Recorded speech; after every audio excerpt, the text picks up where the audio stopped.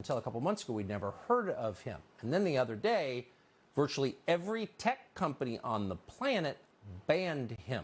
Not just his presence, but also his ability to conduct business on the internet. He was taken off Instagram, TikTok, Facebook, YouTube, all of it. Then they started telling you that not only was he not allowed to talk, but that you weren't allowed to like him because he was an incredibly bad person. And our view on that always is we'll decide for ourselves, since we're adults and Americans, and we'll listen to anyone we want, and we'll come to any conclusion we care to come to about what that person is about. So we sat down at some length and talked to Andrew Tate, and we wanted to show you some of it so you could make up your own mind, which you're still allowed to do as far as we're concerned. Here's part of the interview. I don't really feel like I've exposed anything. Like, I'm truly not a very political person. This is the first time someone's experienced this level of ban. I'm not particularly right-wing. I don't vote.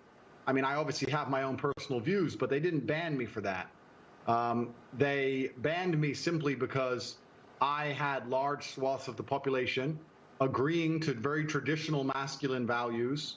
Teenage men and young men, 22, 23, 24, were looking up to me and aspiring to be like me. I have a very traditionally masculine life. I have fast cars and a big house and a lot of money and a beautiful girlfriend. And they thought this was very, very threatening. And for some reason, they decided that it's better if they annihilate me from the internet and replace me with somebody who's more aligned with whatever they're trying to purport. Tell us what your message is to young men. Yeah, so I think that being a man is very, very difficult. I think that men's issues are largely overlooked. The people in charge of the world pretend to care, but when somebody who's championing men's issues like myself comes forward and finally manages to garner huge percentiles of the public support, I'm silenced. So they're not really interested in men's issues. And there's a lot of young men growing up today that feel very disaffected. They feel invisible. The agendas that are being forced down their throats are not agendas they align with or they feel affinity to or agendas they want. And I basically just say to men, look, it's a very hard life. You're going to need to get up, work hard, go to the gym. Strong body is a strong mind. You're going to have to reject listening blindly to everything you're told, reject the slave mind, think for yourself, get a strong network of brothers, work aside them. Don't tolerate low-quality people in your life, which means don't tolerate men who just smoke drugs and play video games, or men who are disloyal or dishonest. By extension, don't tolerate women or girlfriends who are disloyal or dishonest, and try and build and create a reality full of high-quality people in which you can resist the programming that the Matrix tries to influence you with, and grow up truly happy. And what happens is when I say these things, they ignore 95% of what I say. They ignore me saying that you need to avoid low-quality men, and they take the bit where I say avoid women who are dishonest, and then they put it on a reel, a very short 3 or 4 second clip, and then they say I'm a misogynistic person and I'm dangerous to women and I need to be banned. The problem is that the majority of young men in the world today are completely invisible, and social media has made them invisible. If you go into an Instagram feed, you have extremely beautiful women, which is fine. They're beautiful, they're allowed to take pictures. But the only men who have followers are men with massive social status, right? Men with Ferraris and money, or rappers, or people who have YouTube channels, interesting people. If you're a normal man with a normal job, you don't really exist in the online world. It's very difficult to get followers. Nobody replies to your DMs. You don't really matter. You don't have access to the sexual marketplace. It's very difficult for you to even get any kind of recognition that you're even alive. And a lot of men feel lost and lonely because of that. And I was championing to a degree their issues by saying to them, look, that is unfair perhaps, but that's the way the game works. You need to become a man of importance. You need to become a man of influence, or you're going to suffer the pain of being invisible forever. Here is how you do it. I wasn't trying to change the rules of the game. I was just telling the men how to win, because I came from nothing and I'm completely and utterly self-made. And I think the reason a lot of men are so depressed is because they feel invisible. They feel like the life is too hard. Women expect me to be strong and smart and funny and interesting with a nice apartment and a fast car and tall and well-connected and funny, and it's just too much for them to handle. And the social pressure on men is absolutely immense. And I was championing their issues. And at the same time, all these social media platforms pretend to care. As soon as somebody they resonate with stands up and champions their issues, they mass blanket ban me, which shows they have absolutely no care for the young men of the world today. They think that by banning me, I'm just going to vanish and the young men are just going to go and start eating the gruel that they're fed on their YouTube feed. They don't want to read. They don't want to see transgender people wear makeup. They don't want to see that. They want to see a man who has a bunch of money and a nice life and some fast cars and is strong and is confident. They want an action hero. And that's something that large portions of the world still want to be. And YouTube and social media platforms obviously just don't like the idea of that. They want to get rid of me and try and replace me with something they see as far more malleable, trying to create people which are more malleable and more easy to program and more easy to control. So news accounts in the United States say that the U.S. Embassy in Bucharest, Romania, was tipped off to your misdeeds and alerted the local authorities you might be committing human trafficking. Given that this is the same charge they leveled against Julian Assange or a species of it, skeptical, but I want to know the details. Were you arrested for human trafficking? What happened? Yeah, I was not arrested. So what happened is I suffered from a case of swatting. It's very popular with people who are large on the internet. Many large YouTubers have been swatted. It's where you call the police and you say somebody has a gun or there's a hostage situation and the SWAT team arrives. Somebody made a phone call to the American embassy saying that I was holding women at my house. The police arrived. And let me state this now. I state this openly to the world. I have absolute respect for the police. I would hate to live in a country where if you call the police saying women are being held against their will, that the police don't respond. That would be terrible. Of course they should come and look. Absolutely. They turned up. They investigated. They realized that nobody was in the house against their will.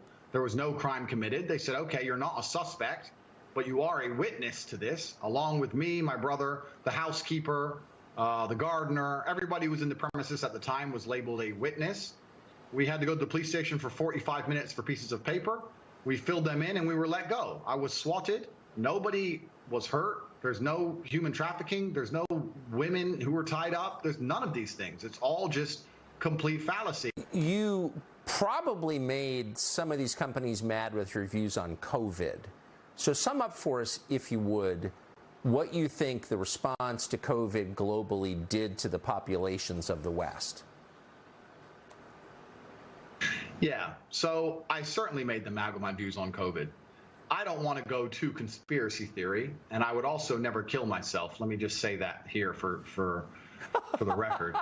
But okay. At the time of COVID first being announced, my brother and I decided we sat and had a very logical conversation, and we sat and said, we're two young fighting age males. If COVID can kill us, then the world is over. It's zombie apocalypse time. So there's no point hiding. We may as well go out with a bang. So my brother and I flew to Stockholm, Sweden.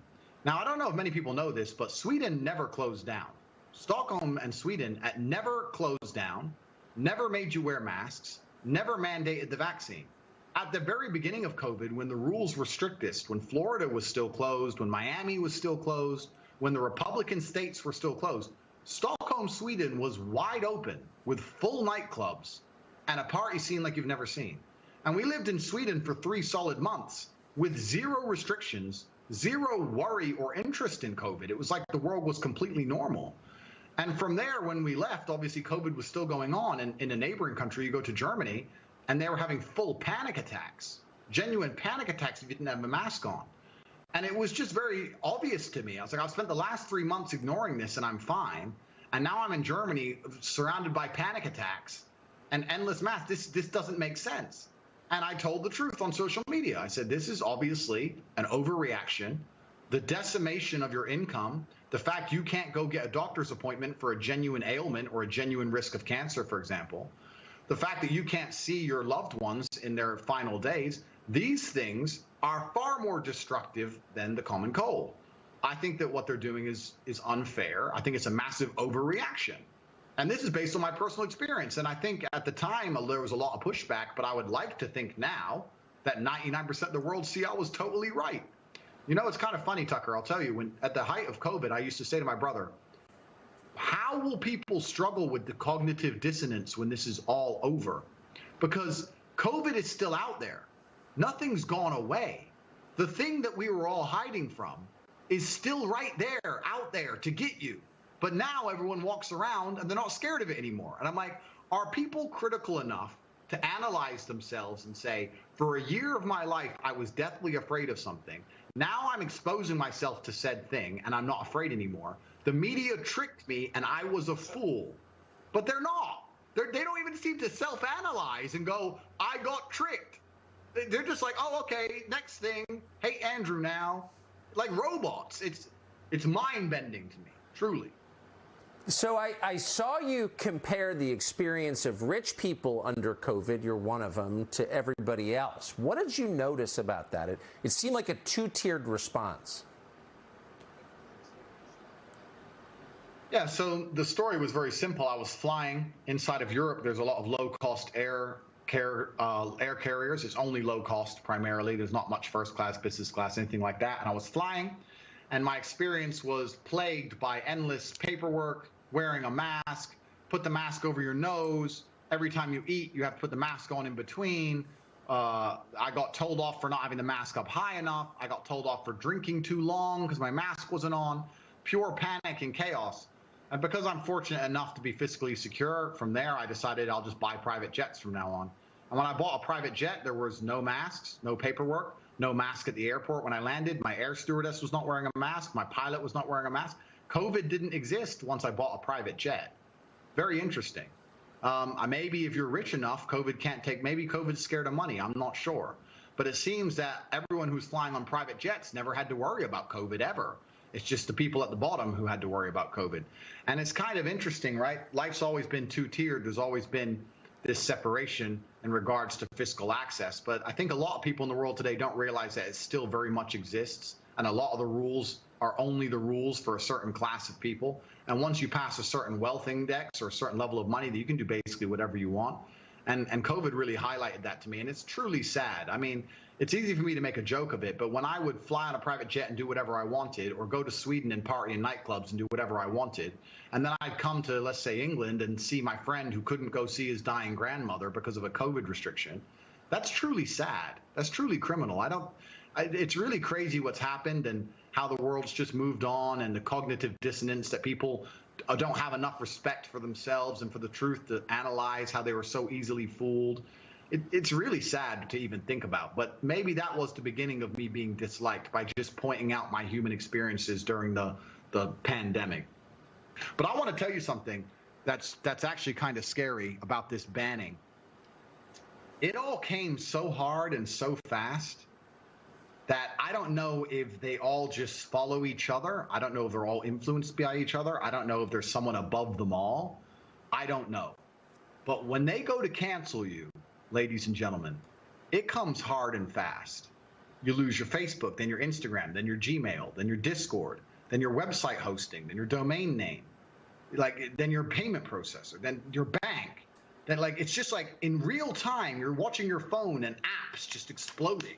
Boom, boom, boom. It's crazy. Andrew Tate, you don't have to agree with everything a man says to believe he has a right to speak in public, and we do believe that. No one gets to tell you who you can watch. No one gets to tell you what you have to think. No one gets to tell you who you have to hate. You're an American and an adult. You can make those decisions yourself. So why don't they want you to hear from Andrew Tate? If they really think he's a worse influence on the youth than, say, Cardi B, tell us how. They're telling us he's a criminal. Okay. Has he been charged? Who are the victims? What are their names? It's going to take a lot more than that to have us believe he should be canceled, or anyone else, by the way. We're against censorship, period. And more than anything, we're in favor of people making up their own minds based on the evidence, like adults do. So if you're interested, you can watch the full unedited interview with Andrew Tate after the show on Fox Nation. Of course, Tate's not the only person who's being censored. Virtually everyone's being censored. The Pentagon now punishing service members for liking the wrong tweets.